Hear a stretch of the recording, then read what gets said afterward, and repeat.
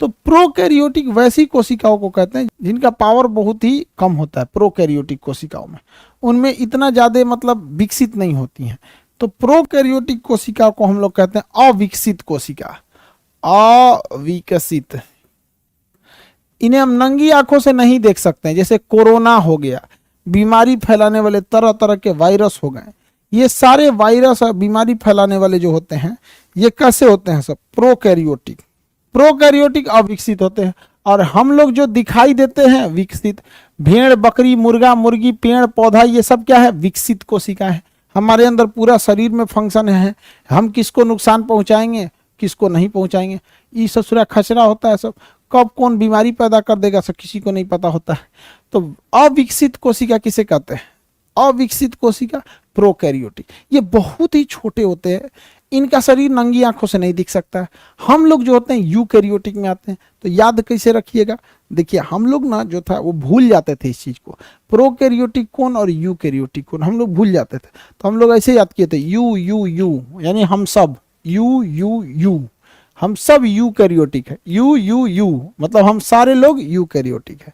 तो हम लोग हैं यूकैरियोटिक, हमारी कोशिकाएं विकसित है। और ये अविकसित कोरोना हो गया, ये सब छोटका छोटका हो गया, सब ये अविकसित है। अब ध्यान से समझिए, ध्यान से क्या समझिए। तो विकसित कोशिका जो होती हैं और अविकसित कोशिका में क्वेश्चन पूछेगा सबसे तेजी से रिप्रोडक्शन यानी प्रजनन किस में होता है? देखिए आप में से मिला जुला आंसर देंगे लोग। यूकैरियोटिक में बहुत सारी चीजें पाई जाती हैं, आपको यूकैरियोटिक में विकसित होती हैं। माइटोकॉन्ड्रिया है, राइबोसोम है, राइबोसोम में भी एटीएस वाला राइबोसोम है, ये सेंट्रोसोम है, आपका यहाँ पे सेंट्रोसोम है, लाइसोसोम है, बहुत सारी चीजें अंदर पाई जाती हैं। जबकि प्रोकैरियोटिक कोशिकाएं तो आपसे विकसित ही नहीं है, इनके अंदर बहुत खाली खाली चीजें पाई जाती हैं। दिमाग इनका उतना ज्यादा विकसित नहीं रहता है, इनमें माइटोकॉन्ड्रिया होता ही नहीं है, ज्यादा ऊर्जा की जरूरत नहीं है। बताइए, ये छोटा छोटा सिलिया निकला हुआ है, ये सिलिया है और ये फ्लैजेला है। तो ये इसी के तौर पे गति आगे पीछे करते रहते हैं ऊर्जा वगैरह के लिए यहाँ पर। और प्रोटीन निर्माण के लिए इसमें 70s होता है और इसमें क्या होता है? 80s होता है, इसमें 80s होता है। तो अविकसित कोशिका, एक कोशिकीय जीव की जो अविकसित कोशिकाएं होती हैं वो कैसी होती हैं? प्रोकैरियोटिक। एक कोशिकीय जीवों की अविकसित कोशिकाएं प्रोकैरियोटिक होती हैं। क्या प्रोकैरियोटिक में माइटोकॉन्ड्रिया होता है? नहीं होता है, प्रोकैरियोटिक में माइटोकॉन्ड्रिया नहीं होता है। तो ये आगे पीछे कैसे गति करते होंगे सब? कोरोना वोरोना कैसे?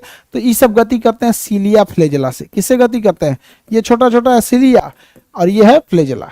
तो बताइए, जितने प्रोकैरियोटिक छोटका है ये गति कैसे करेंगे? सीलिया तथा फ्लैजेला के मदद से, सीलिया तथा फ्लैजेला की मदद से।